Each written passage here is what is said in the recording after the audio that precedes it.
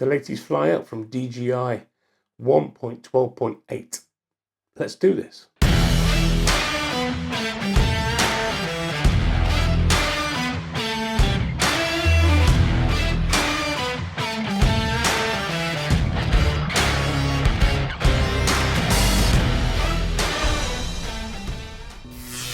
So hello, welcome once again to the channel. Quick video today.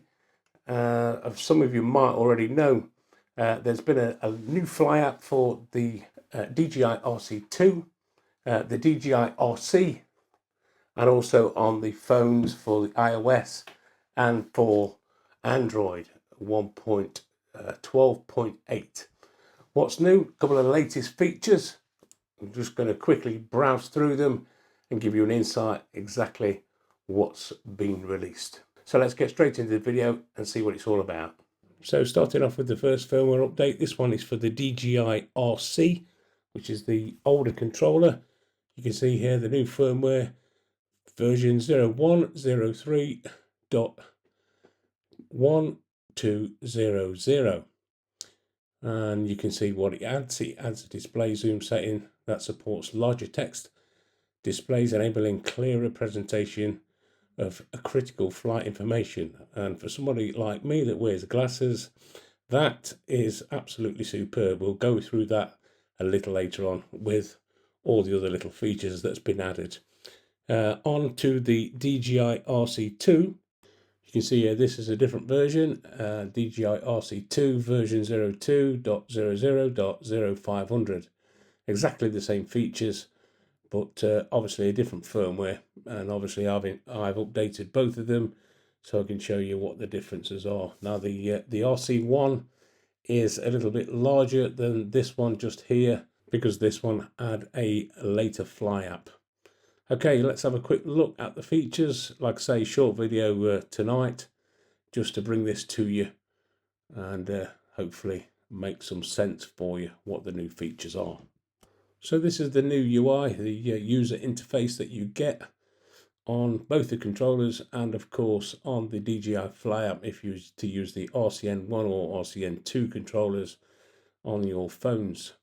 So you get, before you fly, a quick transfer and service. So we'll just quickly go through these just to give you a bit of an insight as to what is actually new.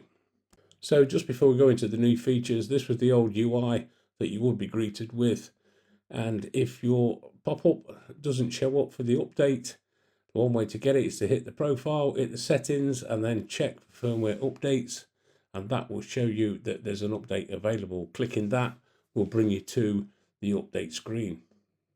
So what DJI have done is, if you click the before you fly, is they give you a little bit of a tutorial and tell you exactly what to learn, what the rules are. And just by clicking on next, you will see that it brings up another pop-up which will guide you through to the academy, watch tutorials and learn how to use the aircraft, that kind of thing.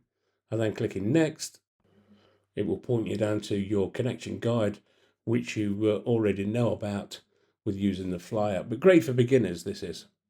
The next help prompt, as you can see just here, before flying in England, check out now. So if you click onto there, check local regulations and fly safely.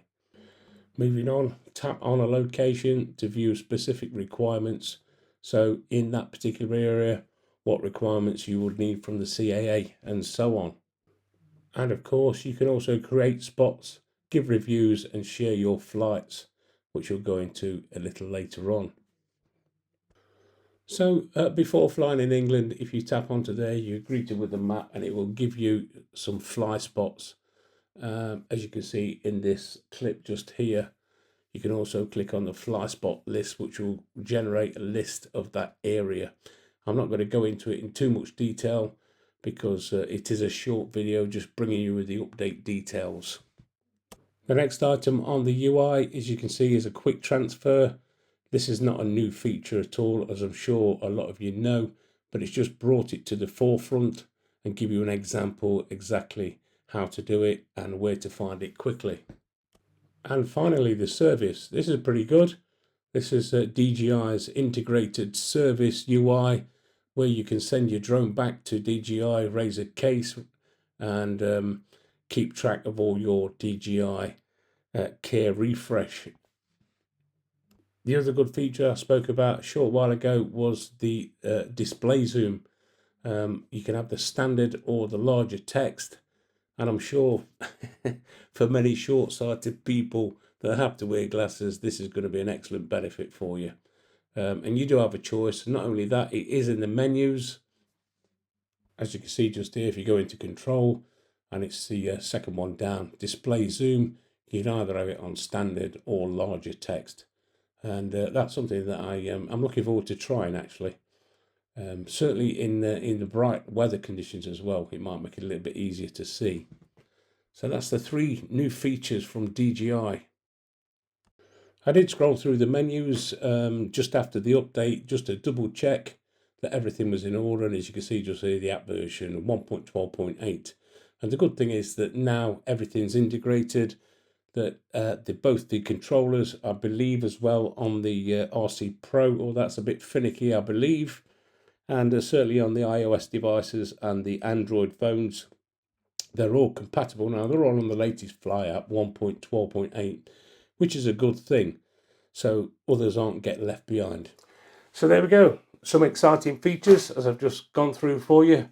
The new interface, the user interface that you get when you first turn on the controller. Some, well, nice features there, the fly spots. It's not new. It was something that DJI did introduce a while back, although it wasn't highlighted as much as it is now. So there you go, pretty useful. Nothing's changed in the Fly app itself, as you saw. I did take it out for a quick fly around. It's stable. It's up to you guys if you want to install it. I know a lot of you like to stay on the older versions, but hey-oh, it's there for you to install. I've installed it and it works absolutely fine. If you found the video useful and you got something out of it, don't forget, as always, give us the old thumbs up. And if you're new around here, why don't you consider subscribing, dinging the dong, and all the rest of it that goes with it. And you might like to watch these couple of videos I've chosen for you. And if you do, I shall see you over there. Thanks for watching. We'll see you in the next one.